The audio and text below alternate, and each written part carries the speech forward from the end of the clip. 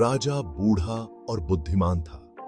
उसकी एक बेटी थी, सुंदर और दयालु। उसका बेटा राजकुमार बहादुर और ताकतवर था। राजा का एक गुरु था, एक पवित्र व्यक्ति जो उसका मार्गदर्शन करता था। एक दिन राजा ने एक भव्य उत्सव का आयोजन किया। उसने राज्य के सभी लोगों को आमंत्रित किया। एक प्रसिद्ध नर्तकी को प्रस्तुति के लिए आमंत्रित किया गया था। वह अपनी कला और ज्ञान के लिए जानी जाती थी। उसके नृत्य कहानियां कहते थे। उसके शब्द आत्मा को छू जाते थे। राजा, उसके बच्चे और गुरु अपने सिंहासन से देख रहे थे। नर्तकी ने अपना प्रदर्शन शुरू किया। नर्तकी संगीत के साथ चल रही थी। उसकी हर चाल में एक कहानी छिपी थी। उसकी आंखें प्यार और खोने की कहानी कह रही थीं, जैसे वे किसी गहरे रहस्य को उजागर कर रही हो। जैसे ही उसने नृत्य किया, उसने एक दोहा सुनाया, गहरे अर्थों से भरा एक दोहा जो आत्मा को छू गया। दुनिया एक रंगमंच है, उसने गाया, और हम सब यहाँ सिर्फ अभिनेता हैं, अपनी भूमिकाओं में खोए हुए। हम अपनी भूमिकाएं निभाते हैं, बड़ी या छोटी, और फिर हम गायब हो जाते हैं। संगीत बंद हो गया और एक सन्नाटा छा गया। नर्तकी ने झुककर प्रणाम किया। उसकी विनम्रता ने सबका दिल जीत लिया। दरबार तालियों की गड़गड़ाहट से गूंज उठा। हर कोई उसकी कला से प्रभावित था। राजा सोच में डूबा हुआ मुश्किल से ध्यान दे पाया। उसकी आंखों में एक गहरी सोच थी। राजकुमारी ने अपने दिल में एक अजीब सी खींच महसूस की, जैसे कुछ अनकहा उसे छू गया हो। राजकुमार थोड़ा सीधा बैठ गया। उसकी आंखों में एक नई चमक थी।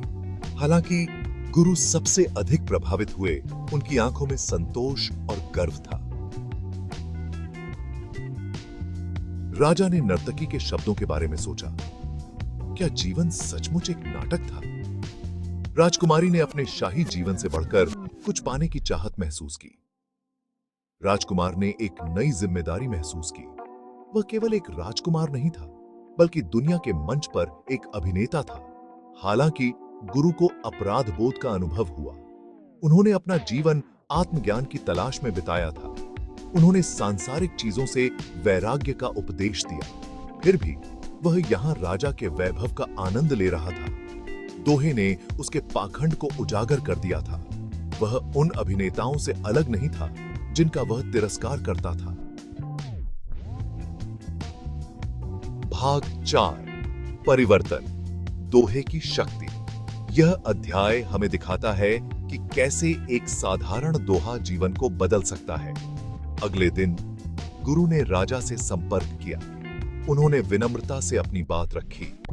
उसने महल छोड़ने और एक साधारण सी झोपड़ी में ध्यान करने की अनुमति मांगी। गुरु की यह विनम्रता राजा को छू गई। राजा हैरान तो हुआ, लेकिन समझ गया। उसने गुरु की बात मान ली और उन्हें अनुमति दे दी। राजकुमारी गुरु से प्रेरित होकर अपना जीवन कम भाग्यशाली लोगों की मदद करने के लिए समर्पित करने का फैसला किया। उसने अपने जीवन का उद्देश्य खोज लिया। उसने गांवों का दौरा करना शुरू कर दिया, भोजन और दवा की पेशकश की। उसकी सेवा भावना ने लोगों के दिलों को छू लिया। राजकुमार ने अपनी भूमिका का भार समझते हुए राजकाज सीखना शुरू कर दिया। उसने अपने कर्तव्यों को गंभीरता से लिया। उसने अपने लोगों की समस्याओं को सुना और समाधान खोजने के लिए कड़ी मेहनत की। उसकी मेहनत रंग लाई। दोहे ने उनके दिलों में आग लगा दी थी, जिससे वे आत्म खोज के रास्ते पर चल पड़े। यह दोहा उनके जीवन में एक नई रोशनी लेकर आया। भाग 5, राजा का एहसास और नर्तकी का रास्ता। राजा ने अपने बच्चों और अपने गुरु में परिवर्तन देखा। उनके चेहरों पर एक नई चमक थी, एक नई ऊर्जा। उन्होंने नर्तकी के शब्दों की शक्ति को महसूस किया। उसके दोहे ने उनके दिलों को छू लिया था। ज्ञान, उसने सीखा, अप्रत्याशित स्रोतों से आ सकता है। यह एक महत्वपूर्ण सबक था। वह एक समझदार, अधिक दयालु शासक बन गया। उसकी प्रजा ने भी उसके इस बदलाव को महसूस किया। इस बीच नर्तकी ने अपनी यात्रा जारी रखी। वह अपने मार्ग पर दृढ़ थी।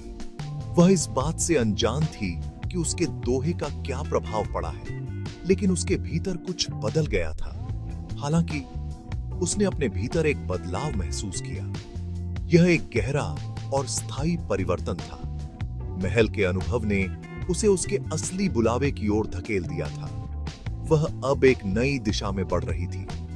उसने भौतिक संसार को त्याग कर आत्मज्ञान की तलाश करने का फैसला किया।